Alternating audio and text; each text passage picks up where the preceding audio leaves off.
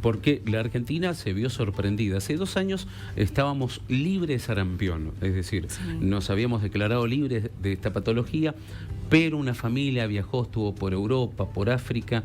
Al llegar aquí, su niña de 2 años dio positivo de sarampión y obviamente esto alertó enormemente al sistema de salud, porque no es una enfermedad que hay que descuidar. Y está María Laura Lescano, la doctora María Laura Lescano, jefa de inmunizaciones del Hospital Pediátrico. Doctora Lescano, ¿cómo le va? Buen día. Marcelo Insaurralde, Fernanda Ayusa, Nara y Guido, la saludamos.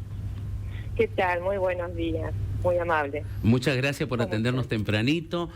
Pero, doctora, ¿debemos preocuparnos con este caso confirmado de sarampión?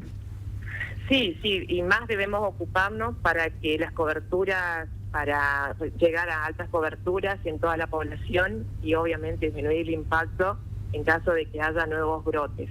Es muy importante lo que decís. Nosotros somos un país libre de sarampión hace muchos años, desde el 2000. Nosotros no tenemos más circulación de sarampión en Argentina, pero no así algunos países aledaños en América, como sea Brasil, Venezuela, que todavía siguen reportando altas tasas de incidencia y de mortalidad se debe a la infección por sarampión. Para eso hay vacunas, están las vacunas incorporadas hace muchos años en el calendario. Solamente uno debe acceder y completar las dosis correspondientes según edad, y es muy importante que una población, aparte de tener una vigilancia epidemiológica, el hecho de sospechar estos casos, detectarlos precozmente y obviamente articular con todo el equipo de salud de los contactos estrechos y completar todo lo que tenga que ver con un bloqueo de foco, se puede estudiar rápidamente los casos y se corta la cadena de transmisión. Muy bien lo decís, la vigilancia epidemiológica es importante, pero también la vacunación y la vacunación de altas coberturas. Estamos hablando de más de un 95% de la población vacunada contra esta infección del sarampión.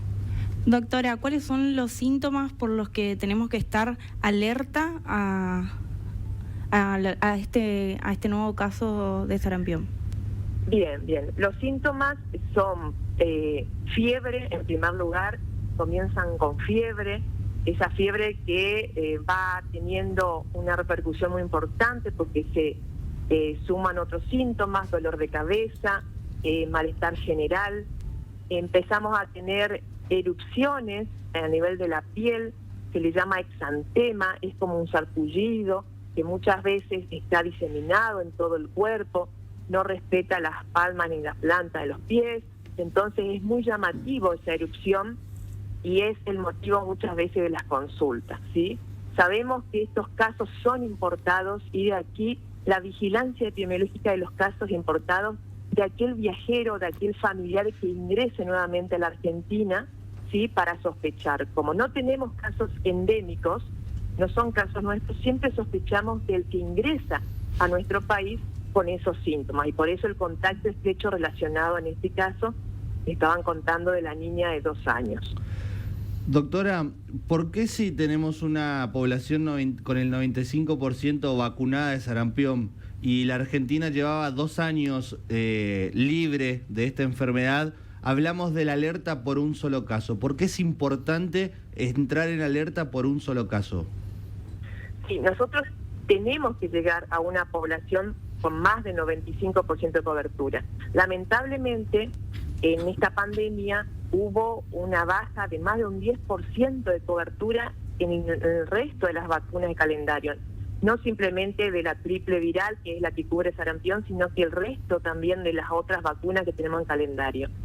Por la pandemia del 2019-2020 viene teniendo un descenso de coberturas todas las vacunas de calendario y es por eso que insistimos con campañas que se van a realizar para aumentar esta cobertura.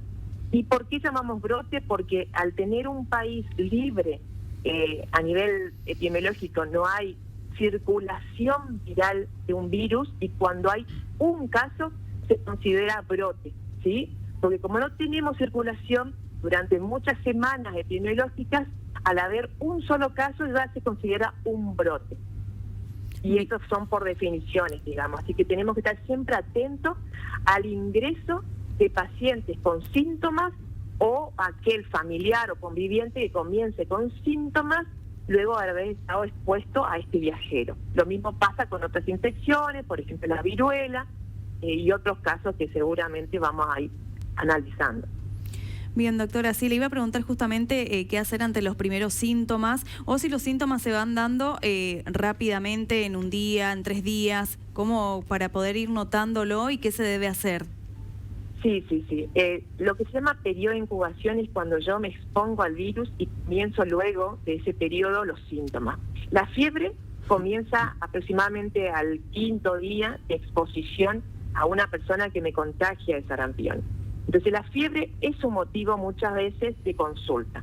Esa fiebre persistente, esa fiebre que no cede, muchas veces los padres tratan a los niños en el domicilio, pero deben comunicarse con el pediatra, con un médico, para que tenga una alerta, un aviso, ¿sí?, de que si esa fiebre persiste más de 48 horas, debe ser examinado y debe ser tomado como un caso importante para estudio diagnóstico, sobre todo.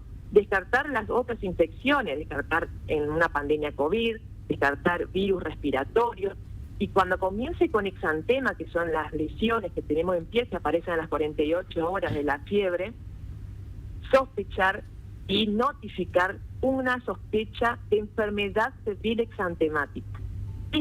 Dentro de esa notificación de enfermedad febril exantemática, debemos sí o sí notificarla y en el día tomar la muestra, porque hay otras infecciones como la rubeola y otras que son infecciones también banales, pero deben ser notificados a nivel epidemiológico para estudiar rápidamente y diagnosticar.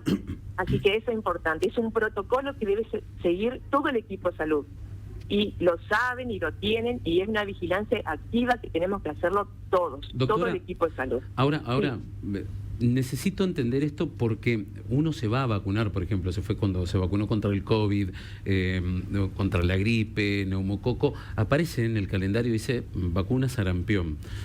¿Cómo sabemos si tenemos que vacunarnos? Porque tengo entendido que tiene que ver con el año en el que nacimos, tiene que ver con la triple viral, y no todos tienen el carné de vacunación, que es un gran problema que tienen muchas personas. ¿Cómo sabemos si vacunarnos o no? Sí, es muy importante esa pregunta. Sabemos que los mayores de 56 años ya se considera inmune, así que no deberían aplicarse esta vacuna contra el sarampión. Nosotros tenemos una población desde los 12 meses, que sería desde el año de vida, que le corresponde la primera dosis de la triple viral. Esa triple viral se le llama así porque va contra 3 virus: sarampión, rubeola y de la papera, el virus de la papera. Ahí reciben la primera dosis. La segunda dosis, dentro del calendario, recibe la población de 5 a 6 años, al que ingresa a nivel escolar, ¿sí? Si nosotros tenemos constancia de esas 2 dosis, tenemos un esquema completo. ¿Qué pasa muchas veces en nosotros, los adultos? Que no recordamos si nosotros teníamos la aplicación, si nos aplicaron cuando ingresamos a la escuela, no tenemos recuerdo de esa vacuna. Tenemos que acceder a cualquier centro de salud, a cualquier vacunatorio y empezar el esquema primario, que sería la primera dosis de triple viral y con un lapso de 28 días o 4 semanas, la segunda. Entonces ahí nos quedamos tranquilos de que tenemos un esquema completo contra el sarampión, rubeola y en este caso papera. Muchos de nosotros quizás tuvo la infección de papera, entonces dice, bueno, ¿para qué me voy a vacunar? Bueno, de igual manera se puede vacunar porque lo que nosotros generamos de igual manera es una inmunidad de rebaño, ¿sí? Cuanto más anticuerpos haya en una población, los anticuerpos son las proteínas que generamos nosotros luego de una vacuna, va a haber mayor inmunidad en la población, mayor defensa, mayor protección, y va a disminuir de esa manera la circulación de virus, ¿sí? Porque lo neutraliza, lo inhibe, digamos, ¿sí? Entonces, ese es el objetivo principal de la inmunización contra todas estas enfermedades que se llaman justamente inmunoprevenibles. Se previenen con la vacuna los eventos graves, la mortalidad, y eso es lo que nosotros necesitamos tener, y por eso las altas coberturas. Bien, muchísimas gracias por esta comunicación, doctora María Lescano, es la jefa de inmunología. Muchas gracias por informarnos. Le mandamos un abrazo No, grande. Un abrazo por favor. grande.